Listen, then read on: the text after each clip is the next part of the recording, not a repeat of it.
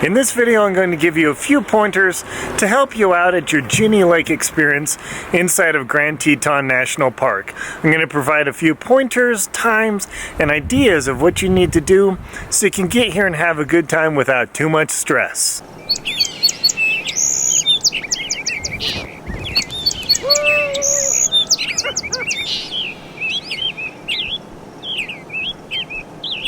Ginny Lake is one of the most beautiful locations on all of America.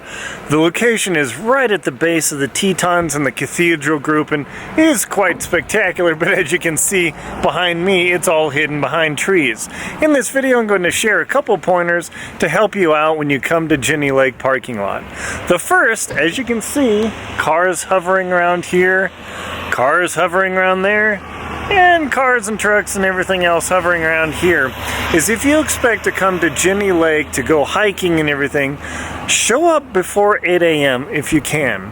By 8:30, this parking lot is completely full. People are hovering around looking for parking spaces, and it is quite a challenge and can be quite frustrating. What you can do is, if this full parking lot, or the parking lot is full, there is parking lot on the road coming into Ginny Lake, and often during the summer that road gets filled up and it goes quite a long ways. Make sure to pull both your tires off the asphalt so you don't block the road or cause any congestions. Just be considerate of others, because when this parking lot gets full, people get kind of irritated. They want to get on their hike and they realize, wow, this place is crazy.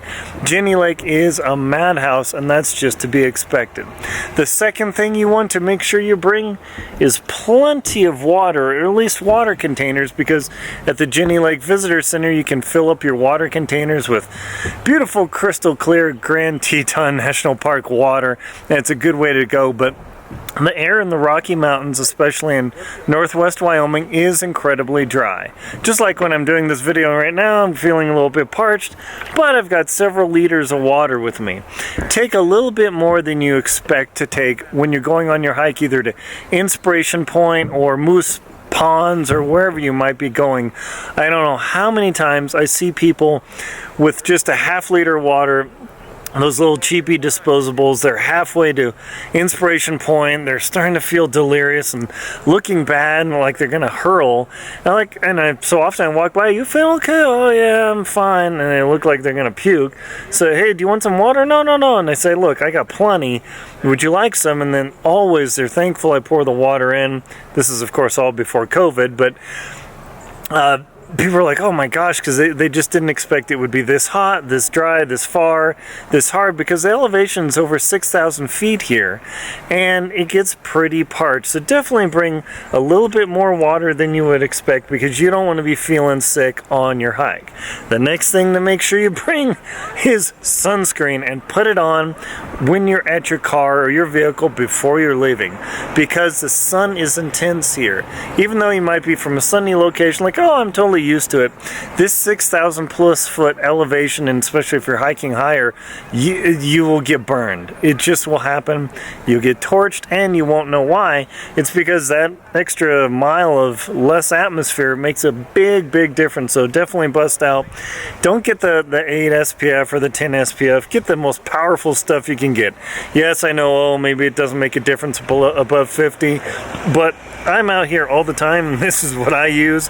I get the highest power stuff I can possibly get, because I don't want to get burned and get cancer years later when it's totally avoidable. The next thing you're going to want is bug spray. This is only deep woods. I think this is only 25% DEET. It works okay, but the higher the DEET rating, the better it is. I've got a can of 40 in my truck, and a lot of times when I'm backpacking, I take 100% DEET. Yes, it's a little noxious and everything, but when you're hiking and walking, you get your legs brushing in the grass here, and you might get ticks on you, which can carry Rocky Mountain spotted fever, Lyme disease, and all sorts of other glorious toxic parasites and diseases that you wish you'd never come out to the wilderness. So just make sure you coat yourself thoroughly with bug spray and reapply every few hours, or whatever the manufacturer recommendation is, just like your sunscreen, because it'll wear off, believe me. The mosquitoes and biting flies can be intense. You don't want to have to suffer. The next thing you're going to want to make sure to bring is a hat. The sun, as I said, is intense. You don't really want to put sunscreen in your hair. That's pretty gross. So make sure you bring a hat of some kind, any sort of shade to cover your face, your head, because that sun can really bear down and scorch you. It will start making you feel bad. You don't want to suffer a sunburn. Even when you've got sunscreen on your skin, you can still get a sunburn on your scalp, and it helps you make you feel better. And if nothing else, you can swat away the flies. The next thing I recommend is bringing a raincoat of some sort, because you never know what the weather's going to be here in the Rockies.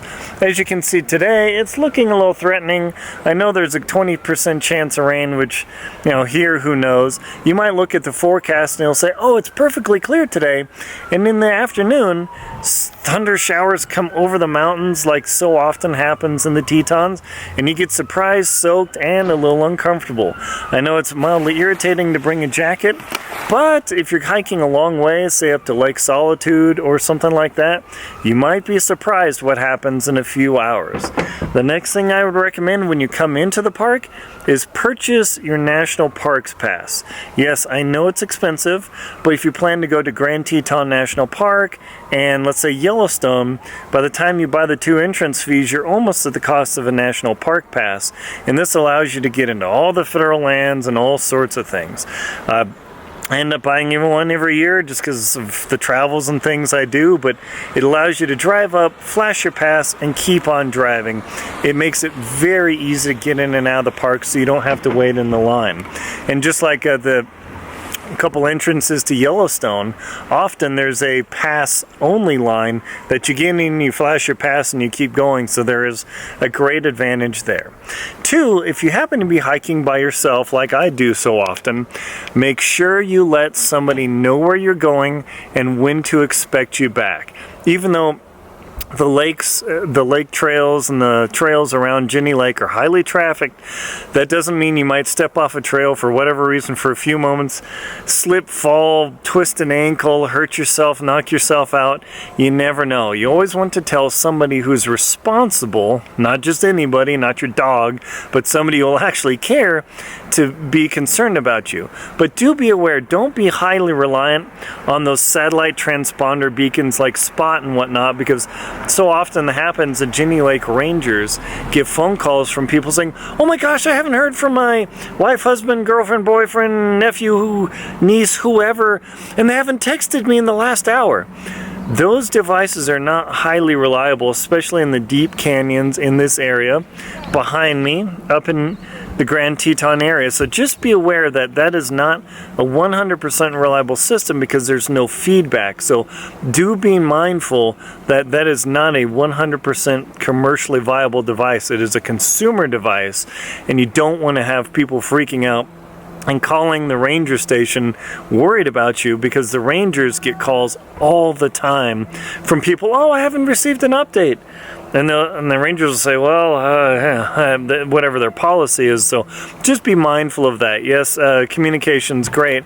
And do note another point, your cell phone probably won't work out of this area. It kind of works in Jenny Lake parking lot, but as soon as you start hiking away, there's no cell phone coverage, which is really nice. And just be aware that you cannot rely on your cell phone to get communication out. If you're in trouble and you have a tiny bit of signal, instead of trying to make a phone call, you can text message somebody and you have a greater chance of that message getting out. There's also an emergency text message system now in place in Teton County, where Grand Teton National Park is, so that is something to consider for your adventures in Jenny Lake, in the Jenny Lake area in Grand Teton National Park. My name's Aaron Linsdau. I'm a polar explorer and professional adventurer. I hope you found this video helpful. And if you have, please like the video and add a comment, a positive comment if you'd like to. And if you found it really useful, please consider subscribing to the channel to help support it, and you'll get the latest, greatest updates. Thank you very much for watching, and enjoy your adventures.